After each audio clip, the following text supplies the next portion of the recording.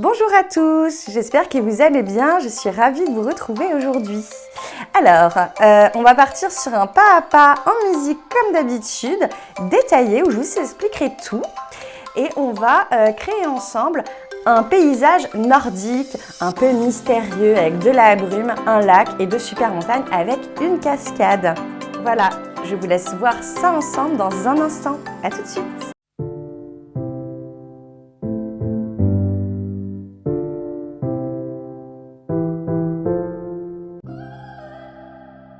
Pour cette peinture, j'ai déjà fait un fond uni gris afin d'homogénéiser le tableau. Vous verrez à la fin, ce sera beaucoup plus joli. Alors, je vous conseille également de déjà poser sur votre palette les couleurs. J'en ai utilisé uniquement 4 pour ce tableau, donc vous verrez, c'est très simple et ça vous permettra d'avoir plein de nuances homogènes qui vont ensemble.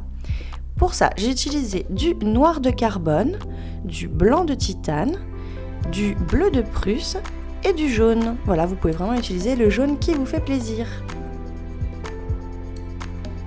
Donc, nous allons commencer par tracer les traits de notre esquisse.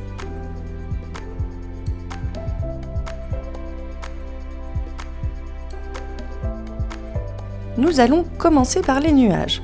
Pour cela, j'ai pris du blanc et du gris. Donc vous pouvez sur votre palette déjà faire un blanc pur et un gris assez clair. Et vous posez des taches afin de créer les nuages. On va vraiment venir tout mélanger. Prenez de la peinture assez diluée afin que nous puissions par la suite bien faire un fondu, bien mélanger nos couleurs ensemble.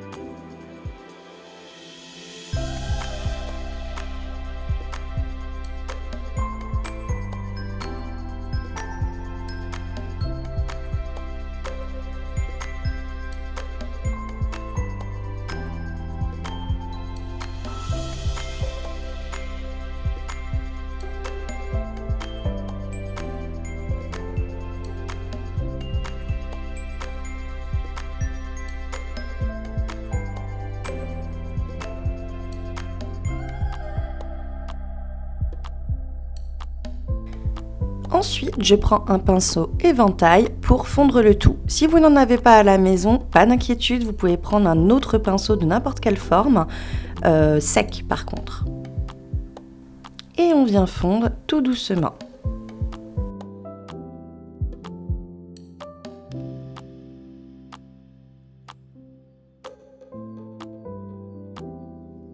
Je rajoute un peu de couleur parce que je n'en ai pas mis assez. Voilà, toujours un petit peu dilué. Et on recommence l'opération, on fond de nouveau.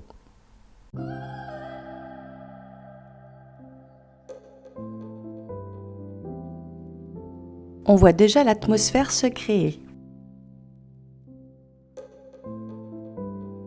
Ensuite, pour la première montagne, donc j'ai mélangé du noir et du blanc pour faire un gris. Alors il y aura 3 différents gris. Vraiment, faites un gris assez foncé pour commencer. Et on vient remplir la première forme que nous avons faite juste avant.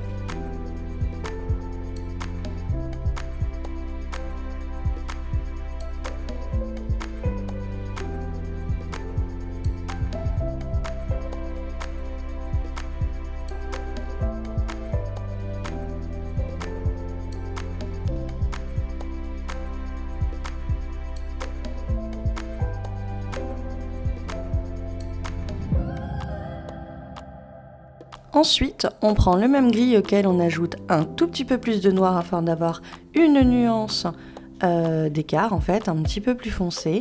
Et on vient de nouveau remplir.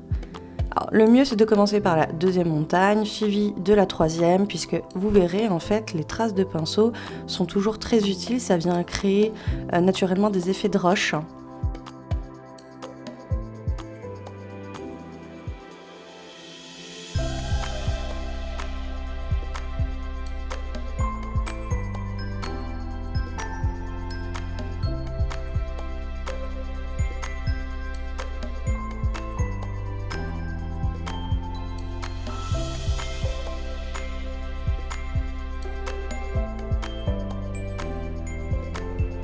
j'ai volontairement pas rincé mon pinceau des nuages que j'ai fait tout à l'heure, donc ce qui fait en fait qu'il reste parfois un petit peu de couleur blanc ou gris très clair. C'est tout à fait volontaire, ça me permet en fait, voilà, quand la peinture vient toute seule sur le dessin, d'avoir un peu des contrastes sans avoir à les créer, et c'est très très naturel et c'est beaucoup plus joli.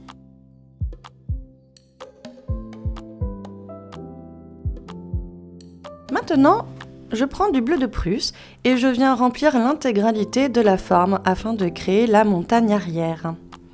Alors il faut savoir que en général, quand on regarde les paysages, au niveau atmosphérique, on est toujours sur des couleurs plus claires en arrière-plan. C'est pour ça qu'ici j'ai utilisé un bleu et non pas un gris clair. Déjà ça se fondrait beaucoup trop avec le ciel. Et puis voilà, c'est beaucoup plus réaliste, on va dire.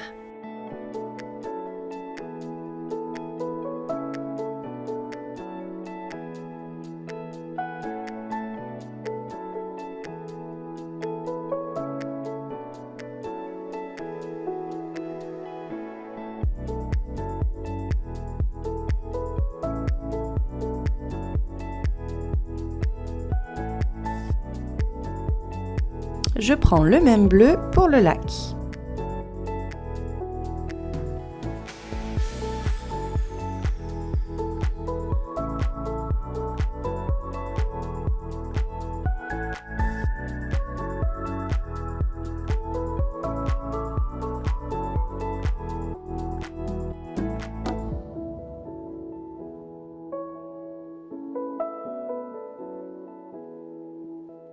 Vous pouvez laisser vos coups de pinceau, ça n'a vraiment aucune importance, bien au contraire je dirais. On vient vraiment donner du relief à la peinture afin que tout ne soit pas plat. Pour le feuillage des montagnes, des arbres, j'utilise ici donc le jaune dont je vous ai parlé tout à l'heure sur votre palette, dans lequel j'ai mis le bleu que je viens tout juste d'utiliser. Donc on prend un vert clair. À côté, vous mettez la même couleur avec un peu plus de bleu dedans, donc vous aurez une teinte supplémentaire vert foncé, un petit peu plus foncé. Et voilà, vous venez tapoter aléatoirement. Et vous avez déjà voilà, des effets super et très naturels, sans que ce soit trop compliqué pour faire les montagnes, enfin les roches feuillues.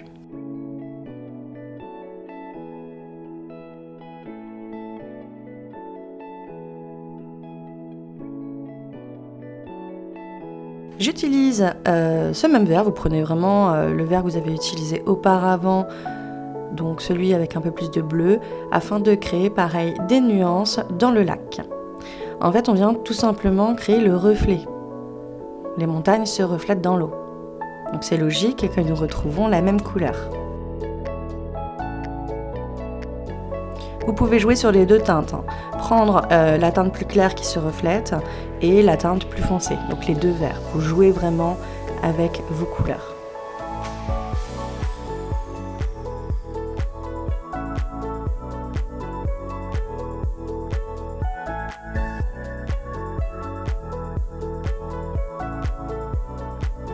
Nous allons maintenant nous attaquer à la cascade. Pour ça, j'ai pris un blanc. Alors un blanc un petit peu sali, c'est-à-dire en fait j'ai pris le même blanc que mes nuages. Donc sur ma palette il était un petit peu mélangé avec du gris très très clair. Et c'est parfait pour créer différentes nuances. Voilà, avoir de l'eau plus opaque avec des jets plus d'eau. Qu'il y ait plus d'eau et moins opaque avec de très minces filaments. Vous pouvez vous aider de la courbe en fait de l'esquisse que nous avons fait tout à l'heure. Voilà, on suit bien les courbes de tout à l'heure.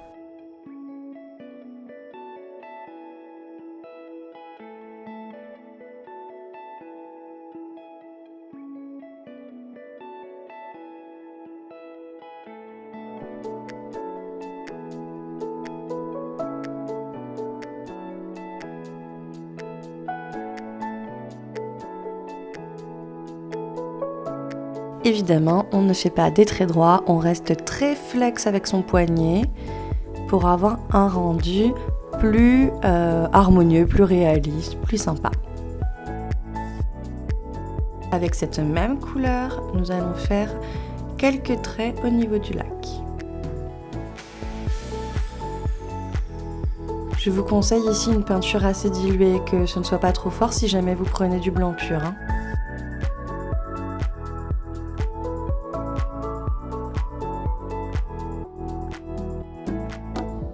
Toujours avec la même couleur, il y a simplement un petit peu moins de peinture sur mon pinceau ici. Voilà, je continue à faire des petits traits pour le lac. Alors pourquoi ça rend bleu? Tout simplement parce que ma peinture en dessous est toujours humide, donc en fait les deux couleurs se mélangent et ça donne un aspect plus réaliste. On ne prend pas du blanc pur qu'on vient d'étaler comme ça. Voilà, c'est plus joli à mon sens en tout cas de travailler sur peinture humide afin que ça se mélange bien. Nous allons maintenant créer les reliefs des roches, des montagnes. Alors pour cela, j'utilise un gris. Alors vous pouvez utiliser la même couleur que le gris avec lequel vous avez fait votre esquisse.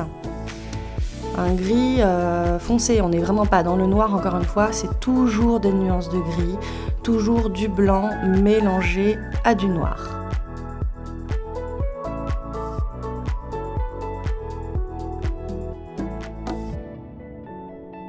Je viens foncer un petit peu l'arrière-plan.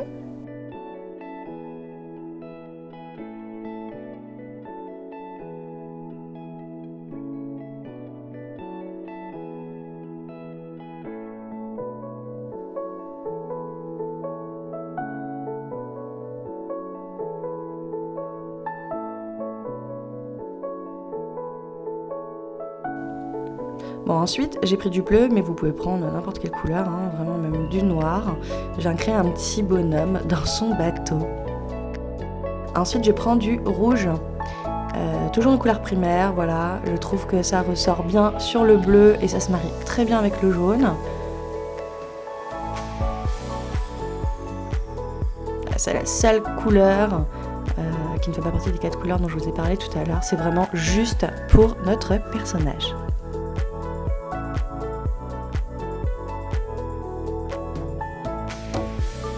Maintenant que la peinture des roches est sèche, je vais mettre un petit peu plus de contraste, donc je reviens créer quelques traits un petit peu plus foncés que ceux de tout à l'heure.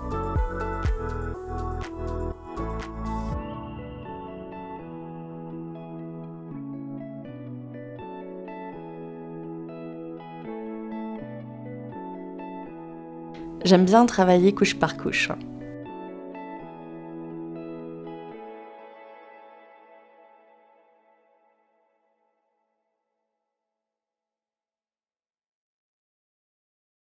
Maintenant, les feuillages que nous avons fait tout à l'heure, normalement, sont secs. Donc là, on prend la même couleur que tout à l'heure, auquel on ajoute un petit peu plus de jaune. Du coup, vous aurez toujours une sous-teinte par rapport à ce que vous avez fait tout à l'heure, donc ça se mariera très bien avec. Et on vient tapoter pour donner un peu plus de relief et de lumière à nos montagnes.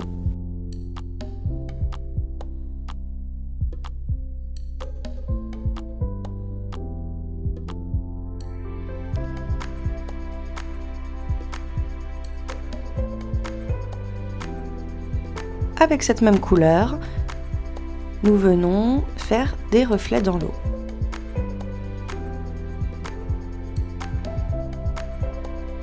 Très léger, un peu dilué, avec la pointe de son pinceau.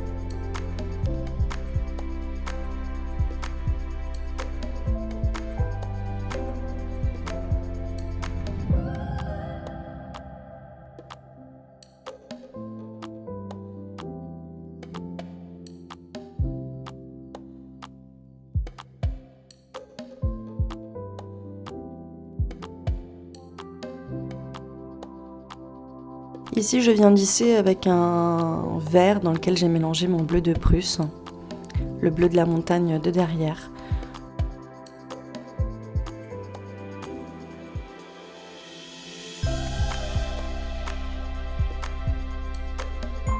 Ensuite, je prends un couteau sur lequel je mets du blanc très dilué afin de faire de l'eau. Vous voyez, ça fait vraiment des effets tout seul avec le couteau. Alors si vous n'en avez pas, c'est pas grave. Ou vous ne faites pas cette étape, ou vous repassez un peu avec un pinceau, avec peut-être des poils assez durs afin de créer du relief.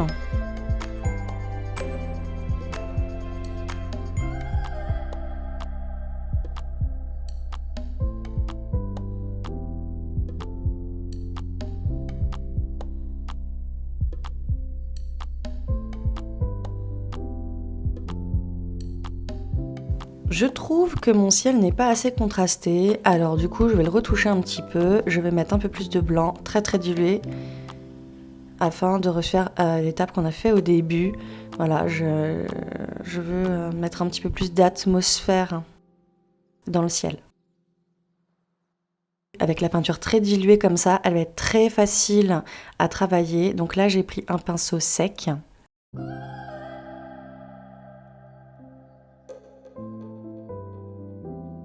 On va vraiment venir travailler de la brume. Ça va vraiment donner une atmosphère très particulière à ce tableau.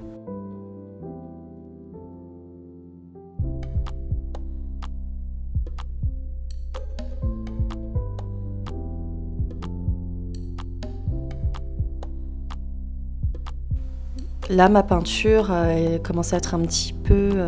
Enfin, je n'ai pas mis assez d'eau, elle commençait à être un petit peu sèche. Du coup, j'ai juste humidifié un petit peu mon pinceau finalement.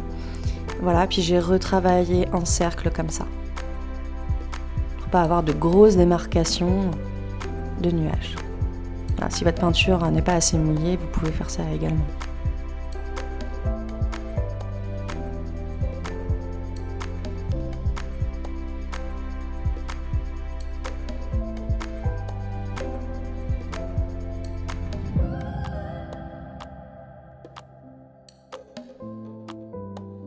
On n'hésite pas à déborder sur la montagne du fond afin de créer de la brume et ça va faire également que l'arrière-plan va vraiment s'éloigner visuellement.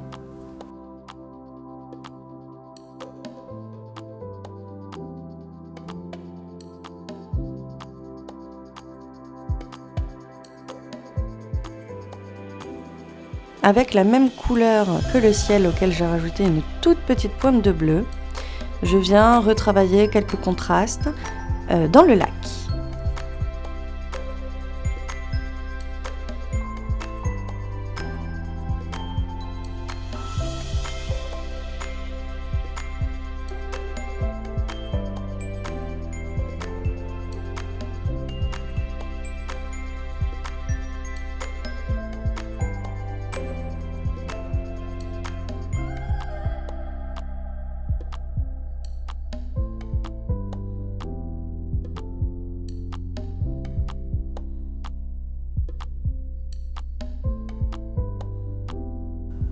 Je contraste un petit peu plus mon personnage, je trouve qu'il est un peu trop fondu avec mon fond. Voilà, j'ai ajouté une petite touche de blanc, franchement ce n'est pas obligatoire.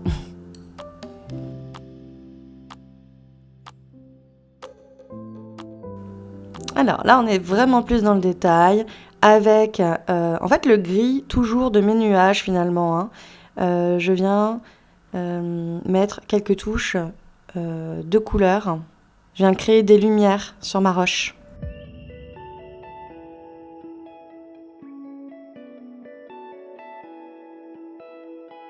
Avec de la peinture très diluée. On travaille presque en transparence ici.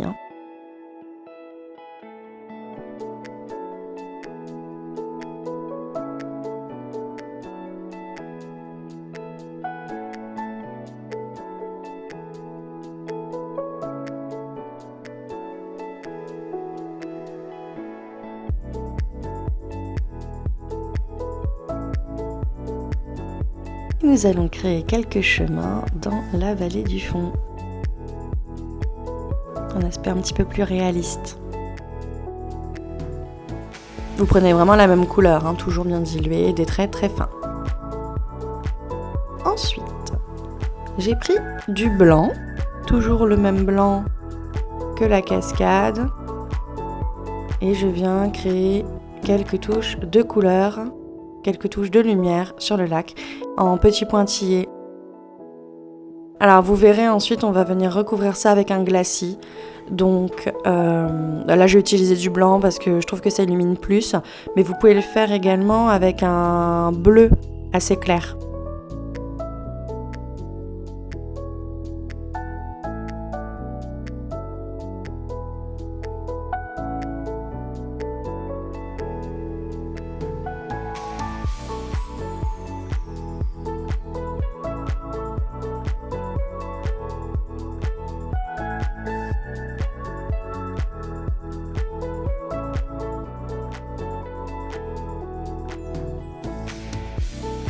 Avec cette même couleur, je viens mettre des petits pointillés sur mon feuillage parce qu'en fait, je vais refaire une couche supplémentaire de lumière et ça va me donner en fait des points de repère.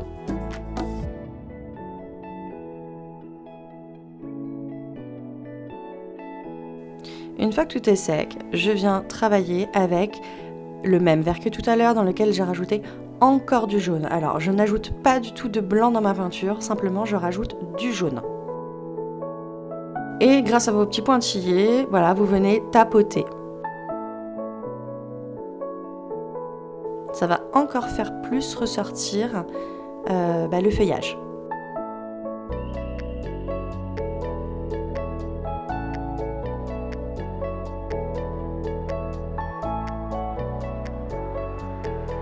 J'utilise maintenant un glacis. Donc un glacis c'est quoi? C'est une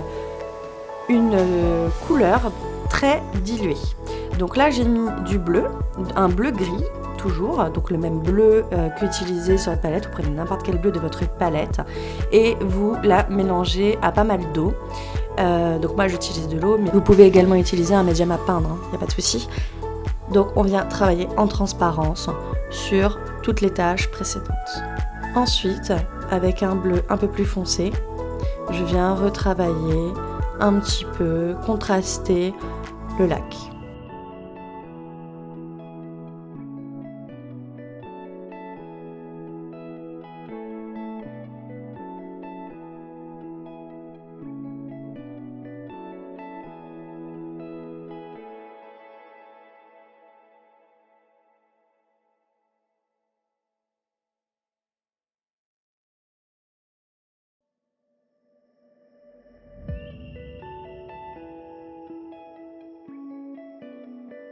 Voilà, c'est tout pour aujourd'hui. J'espère que cette vidéo vous a plu, que vous êtes content de votre peinture. N'hésitez pas à me dire, comme d'habitude, en commentaire ce que vous en avez pensé. Je suis ravie, en tout cas, d'échanger avec vous à chaque fois. Abonnez-vous pour soutenir ma chaîne et je vous dis à très vite pour peindre ensemble. À bientôt!